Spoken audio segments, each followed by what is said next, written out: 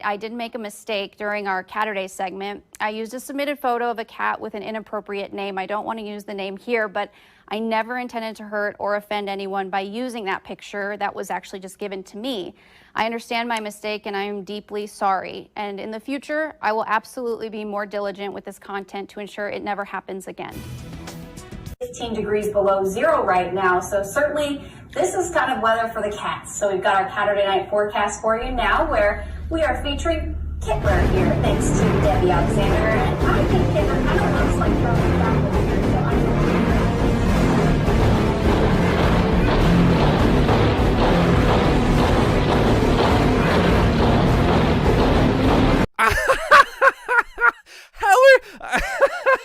It's Catterday. Come on.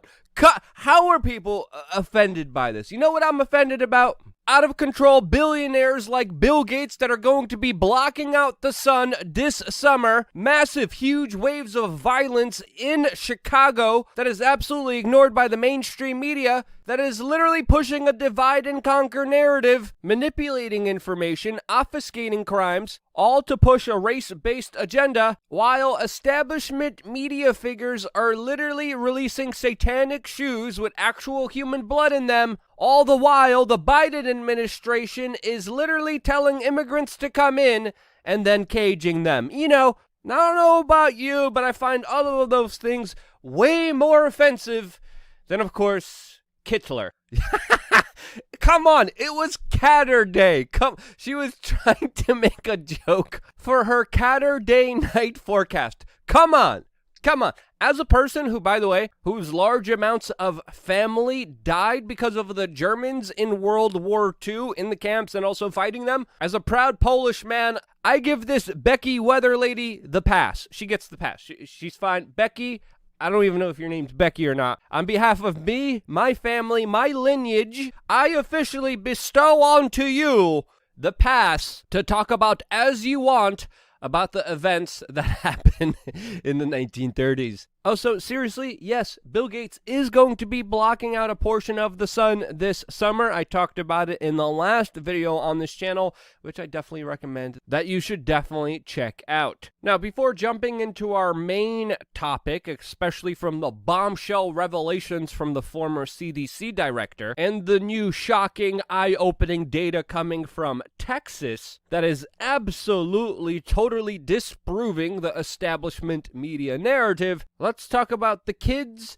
and the people that were invited into the United States by the Biden administration and then literally thrown in cages. As of course, it's important to note here, as we've been reporting to you for a long time now, that the Biden administration has been doing its best in order to obfuscate and make sure that lawyers, journalists, and even politicians don't get to see the facilities that are running at overcapacity after, of course, Biden reversed a very important Donald Trump policy, which was called the Remain in Mexico policy, and it allowed asylum seekers not to be put in cages and allowed them to wait in Mexico as, of course, they waited to get their hearings heard in front of a judge. Biden got rid of that policy. There was a huge influx of people on the border as, of course, he welcomed them in. He told them to come in. And now, look at this crisis unfolding that, of course, the Biden administration members are doing their best to make sure that, of course, no one knows about what actually is happening, as perfectly highlighted by this latest clip by Ted Cruz, a U.S. senator who decided to show up at this facility where he was met with a Karen that told him that covering up what really was happening there was, quote, respectful. I'm not joking you. Here, take a listen. So you worked for the commissioner, your senior advisor. You were hired 2 weeks ago, and you're instructed to ask us to not have any pictures taken here. Please respect the people, because the political rules. leadership at DHS does not want the American people to know it. Please respect the rules, You keep sir. standing in front of the pictures, so Please you don't want the respect the pictures rules. taken. The rules are arbitrary, and Please they're respect designed the to rules keep and the give American the people people in the dark. dignity and respect. Yeah, wow. Putting people in cages after telling them to come in is not dignity or respect, and what the Biden administration is doing is absolutely distasteful. and legitimately needs to be called out, as of course the Biden administration is making sure that no one knows about the true nature of this situation. They are responsible for this situation, and them obfuscating it shows you what kind of people we're really dealing with here. Now, after Ted Cruz's visit, which by the way the Biden administration was trying to get him to delete those videos, we're also hearing that Donald Trump is planning a visit to the U.S. border as well, while of course Kamala Harris, the vice president of the United States, was asked if she would go to the border, and then she laughed and said no. Someone made this great skit video highlighting this event from a satirical perspective. Procedures. Okay. Oh my gosh, it's packed like sardines in here. And even though that's satire, that's not far away from the actual clip of Kamala Harris laughing at this situation. And what did you expect from an administration ducking and diving the press, many times refusing to answer their questions, preferring to be less transparent and less accountable to the people? This was, of course, perfectly exemplified by Joe Biden's first press conference a few days ago, which absolutely was tragic, even though the president had a cheat sheet with headshots of reporters and which ones to ask for, as well as talking point cards to specifically address the questions that in many instances are usually pre-planned and staged. Even in those instances, Joe Biden has trouble. And if that's because he can't keep the story straight, or whether it's because of his physical or mental health, either way, this is not a good sign for the United States, as this man is supposedly at the helm of government for the next 4 years. Now, the mainstream media sees this event totally different. They usually applaud Mr. Joe Biden, especially when he makes one coherent sentence, which doesn't happen often, but I think it's very fair to say that the mainstream media's coverage of Joe Biden and his press conferences has been absolutely skewed, and sadly don't highlight the bigger picture here, which of course independent media usually does. Independent media that is around mainly because of your help and your support, and one very easy, amazing way to support us is by checking out the companies that we work with. One of them is with the conspiracy game that absolutely on its face value sounds ridiculous, but they sent me the game. I played it extensively at the Beanie compound, and surprisingly, I had a lot of fun with it. I really enjoyed playing this game with my friends, getting away from the computer, getting away from the phone. I had a lot of fun. I think you will too. And as the game reads, whether you're a conspiracy buff or a sheeple, this game's going to be fun for you, and the tinfoil hat is not included. So yeah, check out the game by clicking the link in the description down below right now to find out more about them. Also, today I'm doing another video specifically about Florida and my personal experiences down here, as well as the pretty incredible things the government has been doing here. I never thought I would say that. But yes, I will be talking about that extensively on lukeuncensored.com. The video will be available later today. Now, when it comes to the entire situation that the world was involved in 2020, I have to be kind of vague here, but as you know, we've been highlighting a lot of anomalies, a lot of things that absolutely don't make sense, especially when it comes to countries like Sweden, and particular case studies like Texas, especially when you compare them to other states like California, with their total difference of approach towards this and the effects of that, as we're learning more information that is highlighting how a lot of the heavy-handed government response is, according to some reports, absolutely pointless and actually counterproductive, hurting more people rather than, of course, helping them. This is, of course, according to some of the preliminary data that we're looking at, that we've been looking at for a while now.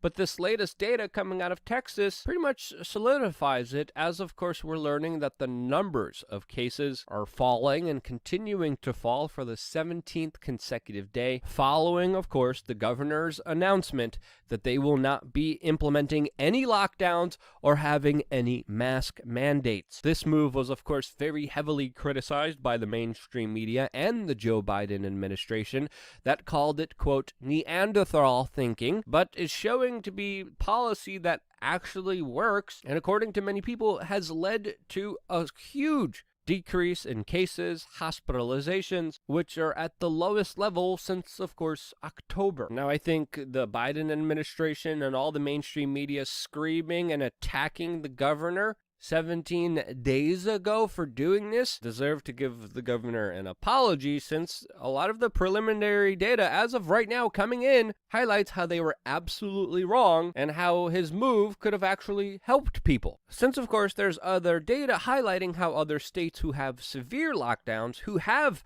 very stringent mask mandates, particularly states like California, Michigan, and New York, haven't done as well and actually have had more cases, more hospitalizations, and more deaths than, of course, states that typically weren't as restrictive. Now, again, there's absolutely a lot of things that don't make sense here. There's different states highlighting different data points. But when we had the California governor call the Texas governor absolutely reckless, when we had CNN running stories that nurses were scared because of the Texas government's actions, as Vanity Fair said that this was going to kill another 500,000 Americans, as Dr. Fauci raged about how it was inexplicable, I think it's fair to say that as of right now, that they were absolutely wrong. There's also been very similar data points with the country of Sweden, which, honestly speaking, we should give some big consideration and have a real conversation about this moving forward, since, of course,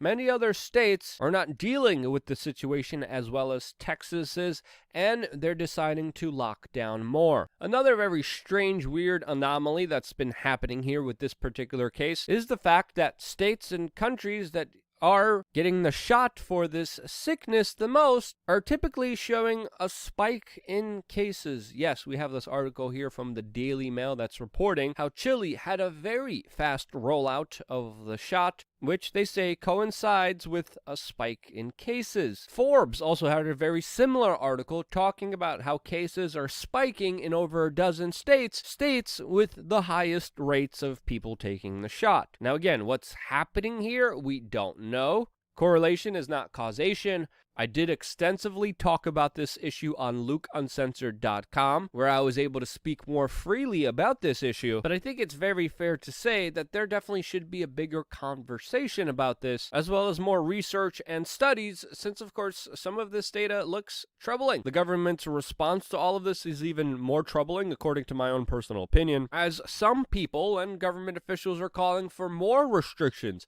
more lockdowns, more heavy penalties and fines that punish only poor people, with even some campaigners in the United Kingdom calling for 2 years of lockdown, along with the 24-hour curfew, with the government granting people permission to leave their dwellings. In New York, which handled this entire situation, I would say, the worst than any other state in the union, they are announcing that they are launching their shot passports, specifically giving people a code on their cell phone or a printout that proves that they took the shot, which already is in play at Madison Square Garden and other venues, that is creating a situation where if you haven't taken this shot, you won't be able to go to. This is going to lead to a huge legal argument, as of course the New York government is leading the way under the leadership of Andrew Cuomo, who's responsible for an estimated 15,000 nursing home deaths because of his executive policy, which pushed sick people into nursing homes. He also has some very serious allegations against him, and you would think the man accused of mass murder and making women feel uncomfortable, setting up a track, trace, and database system with QR codes on cell phones, allowing or denying people to go somewhere, would be a little bit troubling. But no, there's very little coverage of this IBM Digital Health Pass that, of course, has many serious privacy and civil liberties concerns. IBM setting up a track, trace, and database system. Now, where did I hear about that before? When did that happen?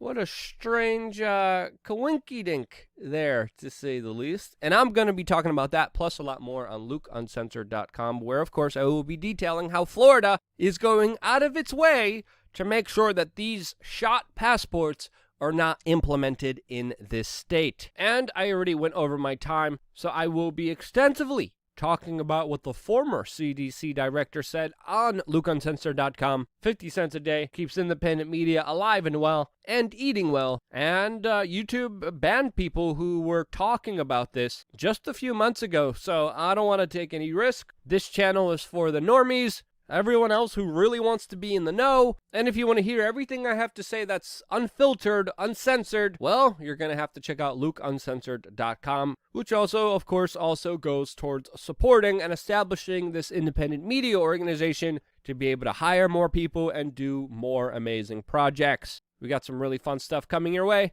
only here on, of course, WeAreChange, the normie-friendly YouTube channel that is walking a very fine line. Regardless, I'm still having a lot of fun here, and I wouldn't be able to do what I do if it wasn't for you, and this is why I love you guys. Stay tuned for more here on WeAreChange.org.